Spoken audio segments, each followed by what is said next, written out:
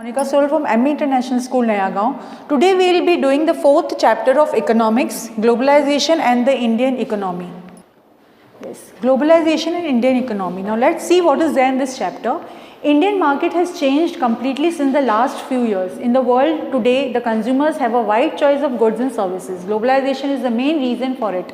For a single product or service, there are n number of brands that have cropped up, and competition has lent customers with the best of services at the best possible pricing. Now, what is this globalization? See, we are having a wide choice today.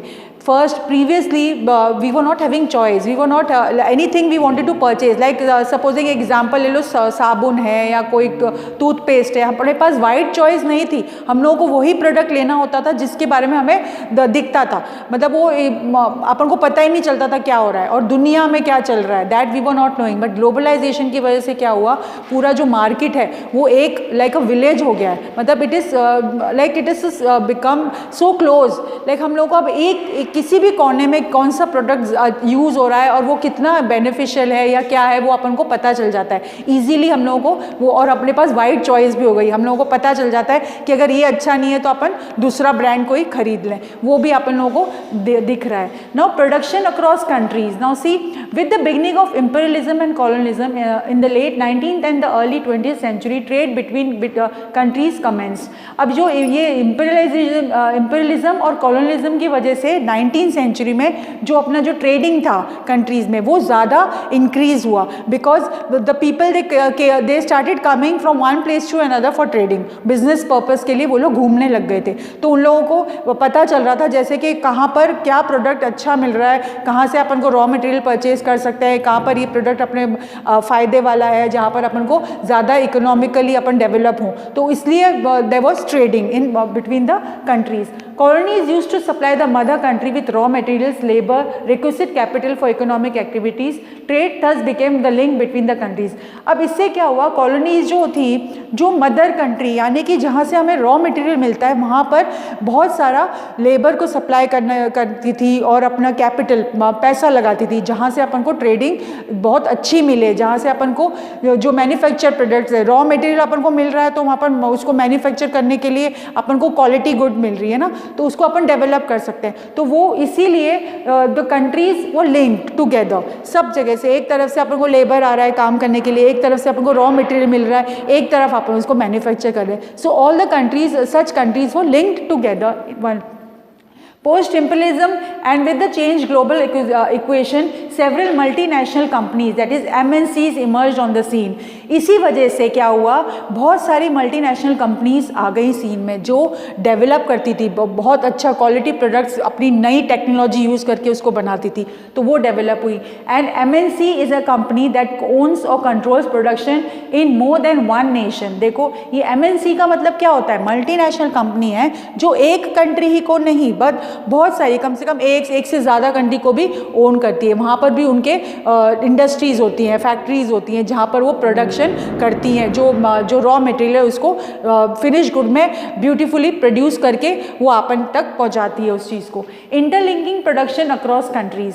There are multiple factors that determine the investing destination for MNCs. Countries that are strategically located with proximity to markets where skilled and cheap labor easily available, where government policies are favorable to business and where other favorable factors are existent, become favorable for the investment by MNCs or foreign investment. अब MNCs कहाँ पर ज़्यादा develop होंगी, जहाँ आप उनको proximity मिलेगी, यानी कि जहाँ पर उनको चीप लेबर मिलेगा, जहाँ पर उनको ये पता चलेगा कि यहाँ की गवर्नमेंट ट्रेडिंग में कोई अपने बैरियर्स नहीं लगा रखे उन्होंने. वहाँ उन लोगों को वो चाहेंगी ज़्यादा से ज़्यादा मल्टीनेशनल कंपनीज डेवलप हो, जाकर उनको बेनिफिट्स मिले, ज़्यादा से ज़्यादा बेनिफिट मिले.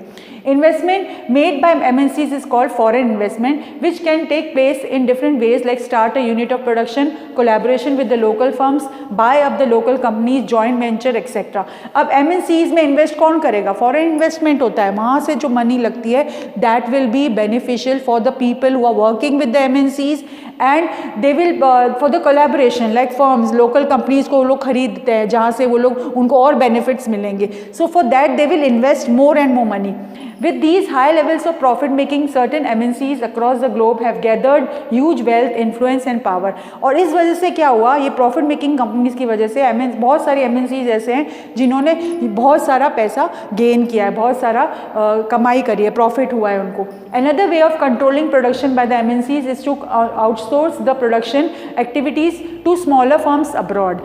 अब बहुत सारे लोग जो कंट्रोल करते हैं प्रोडक्शन में MNCs में, उसमें क्या कर रहा है, उन्होंने जो प्रोडक्शन जो एक्टिविटीज़ जो स्मॉलर फर्म्स के दूसरे देश में उनको भी सरपास कर दिया. क्यों? Because they have work much harder, there technology and there the people who are working with them, उन्होंने ज़्यादा इन्वेस्टमेंट करके उन प्रोडक्शन जो प्रोडक्ट्स है उनको ज़्यादा अच्छा बनाया.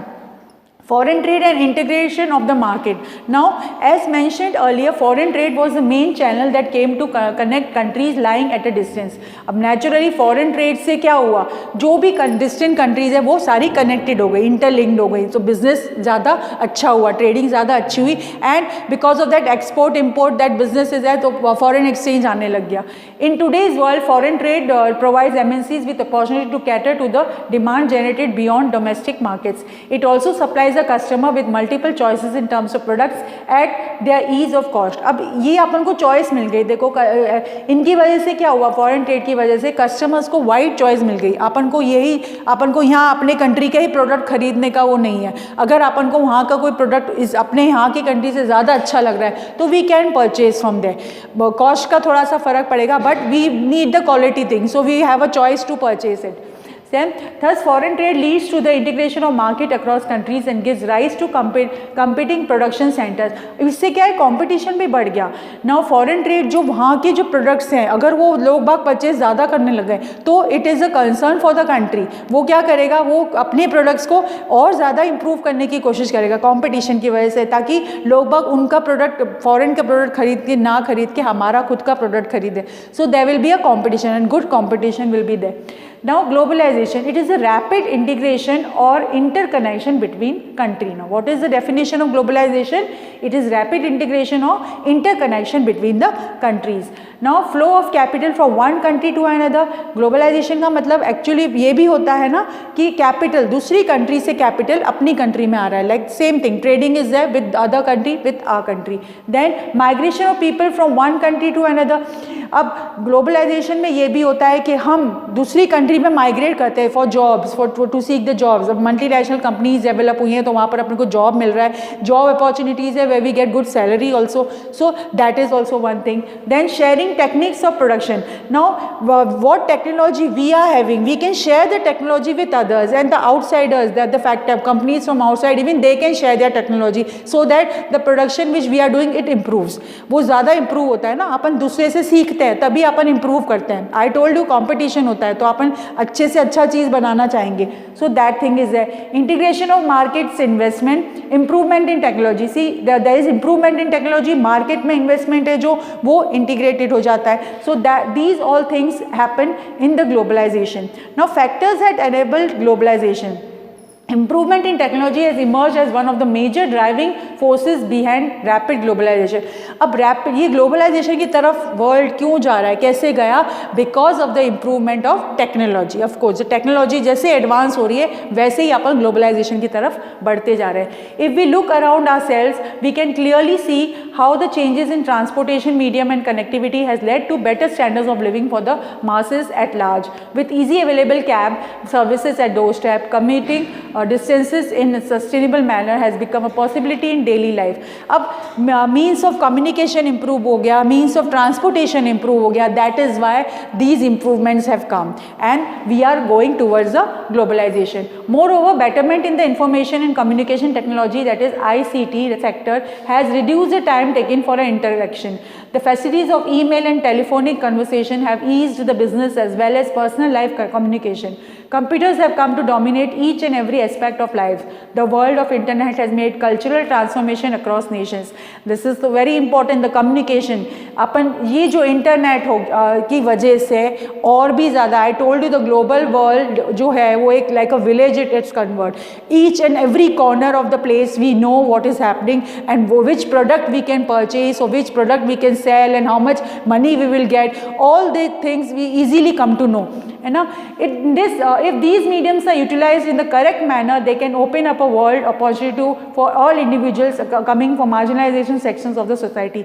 और ये जो mediums है अगर वो ज़्यादा से ज़्यादा improve करते जाएंगे तो वैसे ही I told you जैसे जैसे टेक्नोलॉजी एडवांस होती जाएगी वैसे ही अपन ग्लोबल वर्ल्ड की तरफ बढ़ते जाएंगे. Globalization will improve.